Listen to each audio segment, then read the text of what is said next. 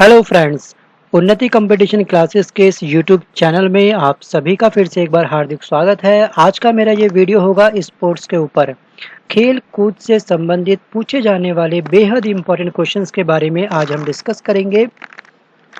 Generally आपके exam में 1 से 2 क्वेश्चंस पूछे जाते हैं। आपके हर एग्जाम में ये आपको देखने को पक्का मिलेंगे। खिलाड़ी दिन रात मेहनत करते हैं, आपसे भी कई अधिक। अगर मैं आपसे बात करूं कि खिलाड़ी काफ़ी अधिक मेहनत करते हैं आपसे भी कई ज़्यादा, तो ये गलत नहीं होगा। वो दिन रात प्रैक्टिस करते हैं, काफ़ी लाइट डाइट लेते हैं और डाइट के अलावा अपनी एक-एक चीज़ पे काफ़ी फोकस करते हैं और प्रैक्टिस करने के बाद में वो कोई कप जीत के लाते हैं भारत के लिए। तो अगर वो इतनी मेहनत करते हैं और उसके बाद भी किसी न्यूज़पेपर में, मैगज़ीन में या फिर आपके एग्ज़ाम में डिस्कस ना हो, तो ये बड़ी नाइंसाफ़ी होगी। लेकिन ऐसा नहीं होता। हर एग्ज़ाम में क्वेश्चन पूछा जाता है क्योंकि उनके सैक्रिफाइस को उस क्वेश्चंस के माध्यम से याद करा जा सके। आपने देखी होगी मूवी भाग मिल्खा भाग, आपने देखी होगी मूवी धोनी सिंह, सचिन के ऊपर जो मूवी बनी थी वो आपने देखी होगी, या फिर आपने देखी होगी दंगल मूवी। तो मेरा कहने का मतलब क्या है, आप समझ गए होंगे कि 1 से 2 क्वेश्चंस आपके हर एग्जाम में पूछे जाएंगे। तो वीडियो शुरू करने से पहले मैं आपसे कहना चाहूँगा कि अगर ये बुक आपने मार्केट से परचेज़ नहीं करी है और आपने अब तक इसके प्रीवियस वीडियो नहीं देखे हैं, बुक तो है लेकिन आप पहली बार इस वीडियो को वॉच कर रहे हैं, तो मैं आपसे कहना चाहूँगा आप वीडियो जीके की प्लेलिस्ट में जाना। वहाँ पर आपको इस बुक से संबंधित तमाम जितने भी वीडियो मिलते हैं उन सबको वॉच करना और हाईलाइट करना। हाईलाइट के साथ में 3 से 4 बार उसको रिवाइज़ करना। वीडियो को केवल 1 बार वॉच करना है, ठीक है। डाटा की कोई टेंशन नहीं है तो आप 2 बार वॉच कर सकते हैं, अदरवाइज आप केवल सिंगल बार इस वीडियो को वॉच करना, उसके बाद में हाईलाइट करना और अपनी बुक में से डायरेक्ट उसको रिवाइज करना। बात बहुत अधिक हुई, अब मैं शुरू करता हूँ डायरेक्ट अपना ये वीडियो। देखिए ओलंपिक के बारे में हम कवर करेंगे इसमें। देखिए ओलंपिक जो है, प्राचीन ओलंपिक खेल की शुरुआत कहाँ से हुई। कभी कभी एग्जाम में आपसे ये पूछता है, तो यूनान के ओलंपिया शहर में 776 ईसा पूर्व में ओलंपिक खेल की शुरुआत हुई। बस आपको इसमें केवल इतना ही याद करना है। उसके बाद में मैं आपसे डिस्कस करूंगा कि भारतीय ओलंपिक परिषद की स्थापना कब हुई थी। 1924 में 1924 में क्या हुआ था कि भारतीय ओलंपिक परिषद की स्थापना हुई थी और इसके प्रथम अध्यक्ष का नाम बताइए। तो ये थे सर जे टाटा। याद रहेगा, सर जे टाटा कौन थे, प्रथम अध्यक्ष थे। स्थापना हुई थी 1924 में और यूनान के ओलंपिया शहर में 776 ईसा पूर्व में ये प्रारंभ हुआ। बाकी की नीचे की डिटेल आप पढ़ सकते हैं, लेकिन जो मैंने हाईलाइट कराया है येलो से, तो यही आपके एग्जाम के पॉइंट ऑफ व्यू से इम्पोर्टेंट है। आपके एग्जाम में कई बार देखा गया है, आप चाहे किसी भी एग्जाम की तैयारी क्यों ना कर रहे हो। अब मैं आपसे बात करता हूँ ओलंपिक के आदर्श वाक्य जो बने हैं, तो उसमें क्या क्या है आदर्श वाक्य से संबंधित। देखिए, ध्वज की पृष्ठभूमि किस रंग की होती है, मतलब कि जैसे आप ये देख रहे हैं कि पेज है, ये पेज एक्चुअली है किस कलर का, ये व्हाइट कलर का है, तो इस पेज की पृष्ठभूमि क्या हो गई, व्हाइट। तो उसी प्रकार से जो ओलंपिक जो फ्लैग है उसकी जो पृष्ठभूमि है वो वास्तव में किस रंग का है, वो है व्हाइट रंग का। लेकिन सिल्क के बने ध्वज के मध्य में क्या होते हैं, ओलंपिक प्रतीक के रूप में 5 रंगीन चक्र एक दूसरे से मिले हुए दर्शाए जाते हैं। ये आपको पता होगा, लेकिन आपको शायद कलर ना पता हो। तो यह है 5 रंग, सिल्क का ध्वज बना होता है, पृष्ठभूमि इसकी होती है व्हाइट। मतलब कि व्हाइट फ्लैग में ये 5 रंग प्रिंट होते हैं, ठीक है। नीला चक्र कौन कौन से रंग होते हैं, ये आपसे एग्जाम में स्टेट पीसीएस के जीएस पेपर 1 के एग्जाम में ये पूछ लेता है कभी कभी आपसे कि टोटल कितने रंग होते हैं ओलंपिक ध्वज में, तो वो होते हैं 5 रंग। बहुत ही रेयर चांस है, लेकिन अगर आप किसी स्टेट पीसीएस का मेंस का एग्जाम दे रहे हैं, वहां पे अगर कोई आप ये मेंशन करते हैं कि नीला रंग इससे संबंधित है, ये चक्र का रंग इससे संबंधित है, तो मेंस में जो आप डिस्क्रिप्टिव लिखने जाएंगे तो वहां पे आपके एग्जाम में 4 चांद लग सकते हैं, ठीक है। तो इसलिए आपको ये याद रखना है कि नीला चक्र यूरोप से संबंधित है, पीला चक्र एशिया से, काला चक्र अफ्रीका से, हरा चक्र है आपका ऑस्ट्रेलिया एवं लाल चक्र है आपका उत्तर तथा दक्षिण अमेरिका से, राइट। अब इसके बाद हम बात करते हैं मसाल जो जलाई जाती है ना, ओलंपिक मसाल होती है, फ्लैम जिसको हम बोलते हैं, तो इसकी प्रथा की शुरुआत कब हुई थी? इसकी प्रथा जो हुई थी स्टार्ट, ये हुई थी 1928 ईस्वी के एम्स्टर्डम ओलंपिक से इसकी शुरुआत हुई थी। इससे पहले जो थी वो मसाल नहीं जलाई जाती थी। इसके बाद से क्या हो गया, 1928 के बाद में हर एक ओलंपिक गेम में जब भी इसकी स्टार्टिंग होगी तो उसमें क्या होगा, मसाल जलाई जाएगी। अब हम बात करते हैं फिलहाल ओलंपिक पदक के बारे में कि इसमें 3 प्रकार के पदक होते हैं। याद रखना, ओलंपिक पदक में कितने प्रकार के पदक होते हैं? 3 प्रकार के। कॉमन सी बात है, स्वर्ण, रजत, कांस्य। नंबर 1 जो होता है, सबसे हाईएस्ट जो पदक होता है वो होता है स्वर्ण, सेकंड नंबर पे आता है आपका रजत, थर्ड नंबर पे आता है आपका कांस्य। तो मतलब जैसे फर्स्ट सेकंड थर्ड जो प्लेयर होगा, जो फर्स्ट रैंक जिसने प्राप्त करी होगी उसको मिलेगा स्वर्ण, सेकंड वाले को मिलेगा रजत और थर्ड नंबर पे जो आएगा उसको मिलेगा कांस्य। ठीक है, तो ये नीचे जो हाईलाइट कर रखा है वो आप चाहें तो हाईलाइट कर सकते हैं, अदरवाइज इतना मैंने आपको बता दिया, इतना बहुत है। अब मैं आपसे बात करता हूँ कुछ अन्य महत्वपूर्ण तथ्यों के बारे में। तो इसमें हम कवर करेंगे 1920 ईस्वी के एंटवर्प ओलंपिक से प्रारंभ हुई थी क्या? ओलंपिक खेलों में शपथ ग्रहण करने की परंपरा। और ओलंपिक खेल समारोह में शुभंकर की परंपरा किस वर्ष से स्टार्ट हुई थी? तो ये हुई थी 1968 के मैक्सिको सिटी ओलंपिक से।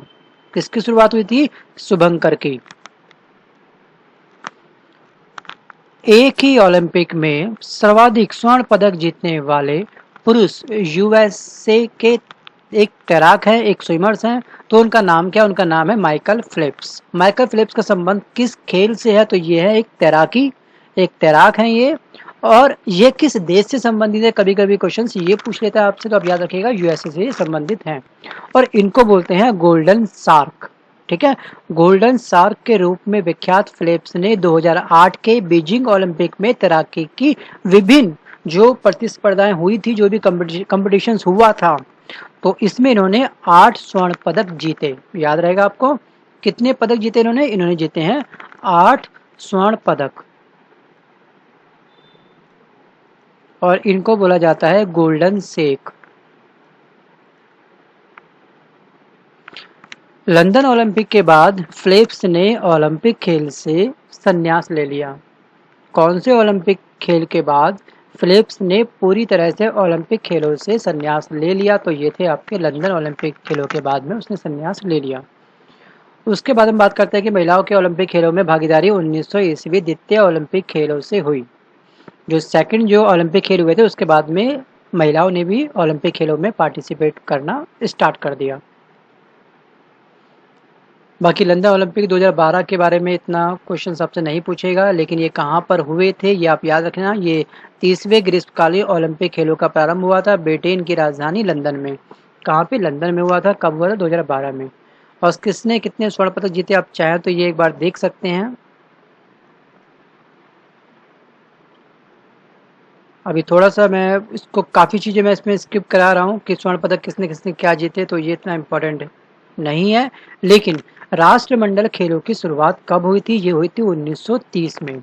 और 1934 ईस्वी में लंदन में होने वाले दूसरे राष्ट्रमंडल खेल में भारत ने पहली बार भाग लिया था। और कौन से राष्ट्रमंडल खेलों में भारत ने पहली बार पार्टिसिपेट करा था? तो ये हुए थे 1934 में। और कहाँ हुए थे? ये हुए थे लंदन में।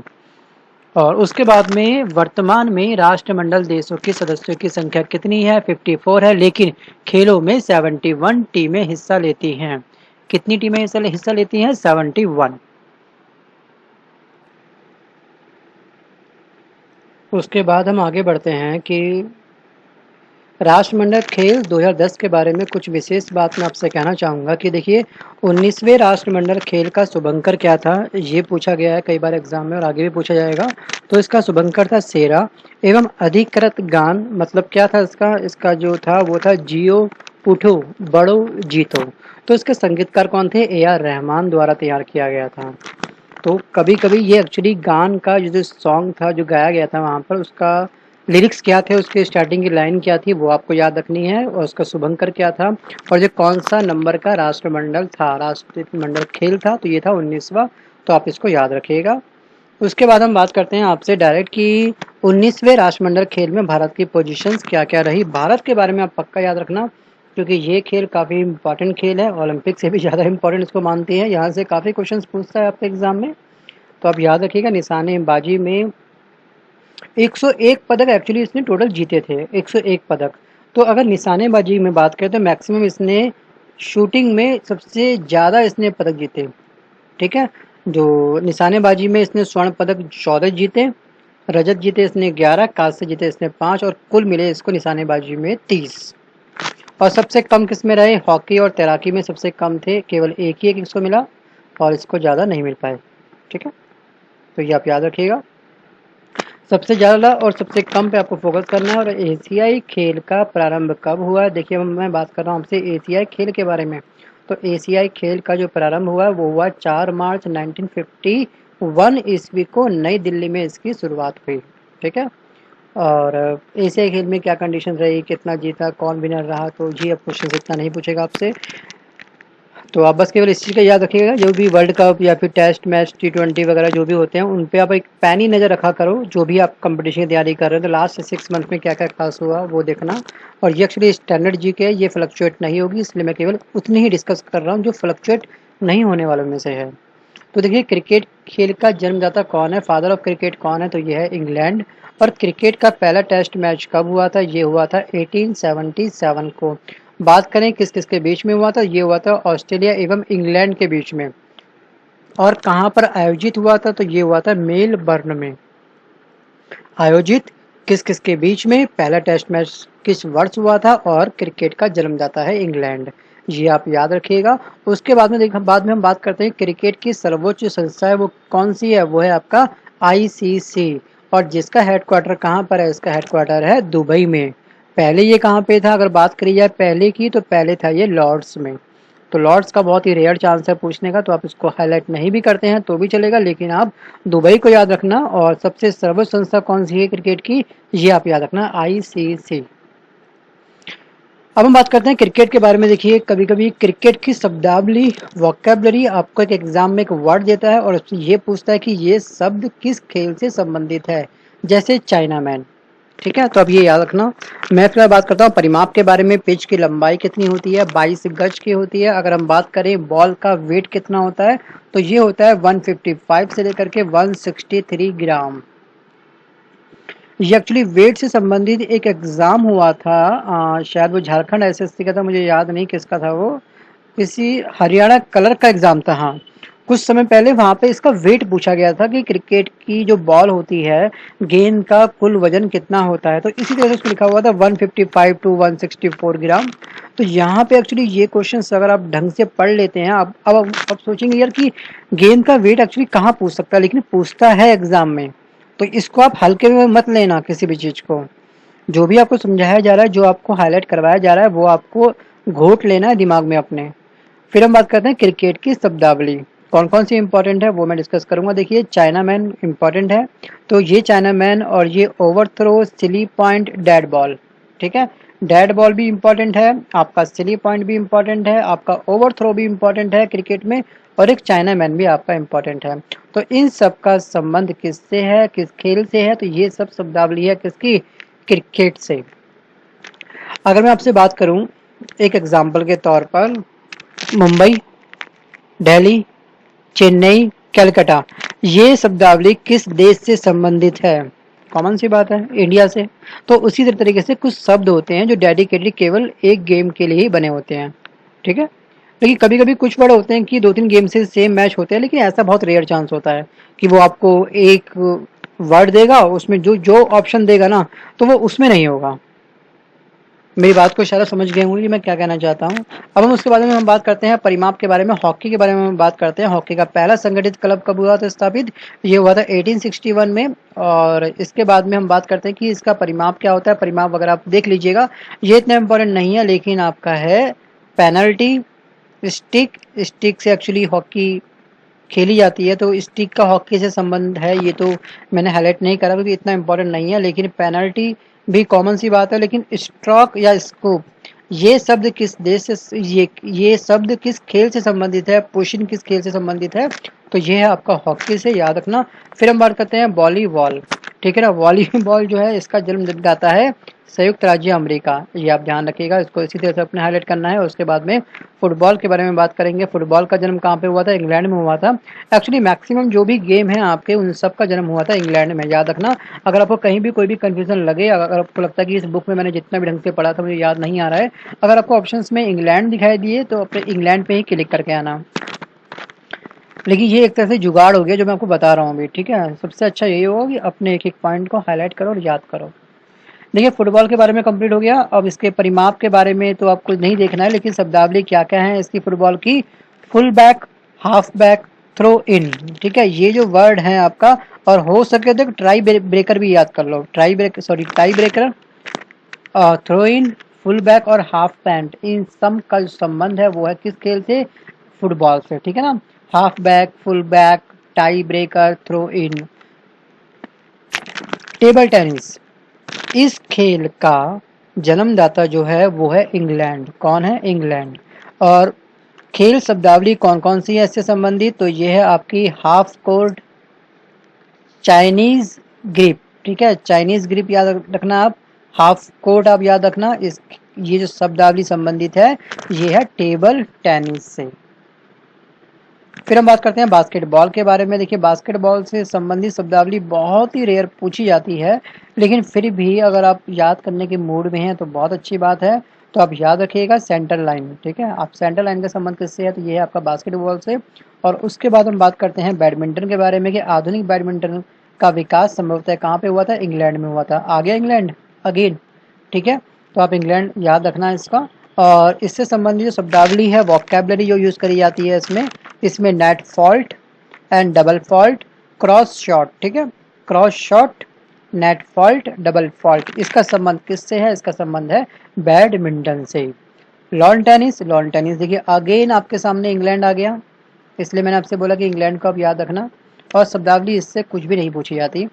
एथलेटिक्स का जो है आपको केवल इतना याद रखिएगा, शॉर्ट पुट क्या होता है। शॉर्ट पुट एक्चुअली इस खेल में क्या होता है, एथलीट एक धातु की मतलब एक मेटल की हैवी बनी हुई गेंद को हवा में फेंकता है, जितनी दूर वो जाती है उस हिसाब से उसका स्कोर बनता है। तो शॉर्ट पुट आपको पता होगा, वैसे आपने खेला भी होगा ये गेम स्कूल टाइम पे। तो इस खेल की सर्वोच्च संस्था, बात कर रहे हैं कुश्ती की। कुश्ती क्या? दंगल। दंगल मूवी कौन? आमिर खान। गित्ता बबित्ता, ठीक है, याद आया। तो इस खेल की सर्वोच्च संस्था कहाँ पर है? ये है आपकी फीला में। फीला की फुल फॉर्म क्या है? फीला की फुल फॉर्म है फेडरेशन इंटरनेशनल डी लॉ लूटे, याद रहेगा आपको। फिर हम बात करते हैं आपसे हीफ, half nelson, cradle, double nelson और हेड लॉक। इस शब्द का संबंध है टोटल किससे? ये है आपका कुश्ती से। और अगर आपने दंगल मूवी नहीं देखी है तो मैं आपसे कहना चाहूँगा कि ये मूवी जरूर देखिए, आपको मोटिवेशन बहुत तगड़ा मिलेगा इससे। और शतरंज के बारे में बात करते हैं। शतरंज मतलब कि शतरंज जो बिशप, गैम्बिट, चेकमेट, स्टेलमेट और पॉन, इन सब का संबंध किससे है? इन सब का संबंध जो है वो है शतरंज खेल से। गोल्फ, गोल्फ का मैं केवल आप याद रखिएगा, लाइव पूछता है आपसे कई बार, बस लाइव पे फोकस करना आप। वाटर पोलो इतना इंपॉर्टेंट नहीं है, बट बेसबॉल, बेसबॉल से एक संबंध है आपका, डायमंड और पिचर, ये शब्द हैं आपके बेसबॉल से संबंधित। बिलियर्ड्स टेबल, जो बिलियर्ड्स आप देखते हैं ना, सबसे महंगा खेल जो है, सबसे महंगा खेल जो है वो कौन सा है? इसकी टेबल जिसमें खेला जाता है ना, वो टेबल कई करोड़ रुपए की आती है, कई अरब रुपए की वो टेबल आती है एक्चुअली। सबसे महंगा गेम पूछा जाए तो बिलियर्ड्स में ही काउंट होगा। खो खो, खो खो आपने स्कूल में काफ़ी खेला होगा ये, ठीक है ना। कहते हैं चेंज एंड रनर्स, फ्रीजो पॉन एंड चेंज, ये सब किससे संबंधित है? खो खो से संबंधित है। लेकिन खो खो इतना नहीं पूछता है, बहुत ही रेयर चांस है, बहुत ही रेयर चांस है इसके पूछने के लिए। इसको मैं एक्चुअली अगर मैं आपसे अंडरलाइन ना कराऊँ तो ज़्यादा अच्छा, लेकिन फिर भी आपको शायद ये वर्ड याद होंगे, चेंज और रेंज, ये सब आप याद रखना, ठीक है। हाँ, तैराकी के बारे में बात करते हैं कि फ्रंट क्रॉल जो शब्द है वो तैराकी से संबंधित है। मुक्केबाजी बोलते हैं पंच। पंच आपको पता होगा ना, पांचों मुट्ठी बंद करके जो पंच मारते हैं मुंह पर, तो पंच मतलब मुक्केबाजी। मुट्ठी क्या होती है? मुक्केबाजी। तो अपर कट, ये आप शब्दावली जो है वो है आपकी मुक्केबाजी खेल से संबंधित, राइट। तो दोस्तों आज के इस वीडियो में बस केवल इतना ही। अगर ये आपको वीडियो पसंद आया हो तो इसको लाइक करिएगा, और आपके जो भी फ्रेंड कंपटीशन की तैयारी कर रहे हैं उन तक इस वीडियो को शेयर करिएगा। और अगर आपने अब तक बुक परचेज नहीं करी है तो मार्केट से जाकर बुक को परचेज कर लीजिए, अदरवाइज मैं डिस्क्रिप्शन में आपको इस बुक का लिंक दूंगा, वहां से भी आप परचेज कर सकते हैं। जरूरी नहीं कि आप वहीं से परचेज करें, आप मार्केट से भी परचेज कर सकते हैं, जो भी सूटेबल लगे आप वहां से परचेज करिए, ठीक है। और इसी के साथ मैं कहना चाहूँगा कि अगर आप कंट्रीब्यूट करना चाहते हैं इस चैनल पे तो आप तो पेटीएम के माध्यम से आप कंट्रीब्यूट कर सकते हैं। पेटीएम नंबर आपको मिलेगा डिस्क्रिप्शन बॉक्स पे, ठीक है। तो आप उस पर प्लीज़ कॉल मत करिएगा क्योंकि मेरे पास कंटिन्यू बहुत कॉल आ रही है पेटीएम नंबर पे। एक्चुअली कंडीशन ये आ गई कि मुझे नंबर शायद बंद करना पड़ जाए बहुत जल्द से जल्द। इसी के रिगार्डिंग मैंने एक वीडियो डाला था कि कभी भी आप पेटीएम पे कॉल ना करें, कोई भी आपका सवाल जवाब हो उस पर आप मुझे एसएमएस ड्रॉप करें। और पेटीएम के बारे में मैं ये कहना चाहूँगा कि जो बच्चे पीजी में रहते हैं, जो दिल्ली में रह रहे हैं, घर से पैसा मांग रहे हैं, ठीक है, जिनकी पॉकेट मनी काफ़ी सीमित है, वो प्लीज़ पेटीएम में कैश ट्रांसफ़र ना करें, वो पेटीएम देने की सोचे भी ना, ठीक है। मुझे पता है कि आप लोग कैसे गुजारा करते हैं, मुखर्जी नगर जैसे एरिया में रहते हैं, 10 रुपये का प्लेट आपको, प्लेट क्या एक्चुअली ये दोना होता है, एक दोना भर के हल्का सा वो 15 रुपये की प्लेट या 10 रुपये की प्लेट आती है। अभी जो चल रहा है वो रेट चल रहा है मुखर्जी नगर में 15 रुपये का। और छोटी सी 10 रुपये की या 5 रुपये की चाय पी करके 11 बजे के आसपास पूरा दिन वो इस पोहे में और छोटी सी चाय में काट देते हैं। अगर आपका हाथ बहुत टाइट है तो आप प्लीज़ पेटीएम मत करना। पेटीएम उनके लिए है जो लोग ऑलरेडी कहीं पे वर्किंग है, चाहे वो प्राइवेट सेक्टर पर ही क्यों ना हो, क्योंकि मुझको पता है कि किस तरह से आप लोग गुजारा कर रहे हैं। तो काफ़ी स्टूडेंट मुझे कॉल करके बोलते सर हम स्टूडेंट हैं, यहाँ रहते हैं, हम पेटीएम करना चाहते हैं, तो मैं उनको मना कर देता हूँ। तो मैं आपसे भी कहना चाहूँगा कि आपकी कंडीशंस काफ़ी दयनीय दशा है, दयनीय इन द सेंस कि ठीक है हाथ टाइट होता है, कोई दिक्कत नहीं है, जॉब लगने के बाद में जो हाथ आपका टाइट है वो आराम से खुल जाएगा। अभी स्ट्रगल का टाइम है, स्ट्रगल करो, अच्छी बात है। ये पल आपको याद आएंगे कि किस तरह से हम लोग जाते थे, पोहा खाते थे 10-10 रुपए का और पूरा दिन हम उसमें काटते थे, फिर रात को हम लोग सिंपल एक बाहर से सब्जी ला के रोटी खुद बनाते थे। ये पल होते हैं याद करने वाले, आने वाले टाइम पे आपको काफ़ी अच्छा लगेगा। ये स्ट्रगल टाइम है, इससे घबराना नहीं है, आगे बढ़ना है, ठीक है। तो इसी के साथ मैं लेता हूँ आपसे अलविदा। लाइक शेयर सब्सक्राइब वाली फॉर्मेलिटी मैंने पूरी कर दी है, बाकी अब मैंने आप पर छोड़ दिया है। इसी के साथ tata bye bye, take care and all the best.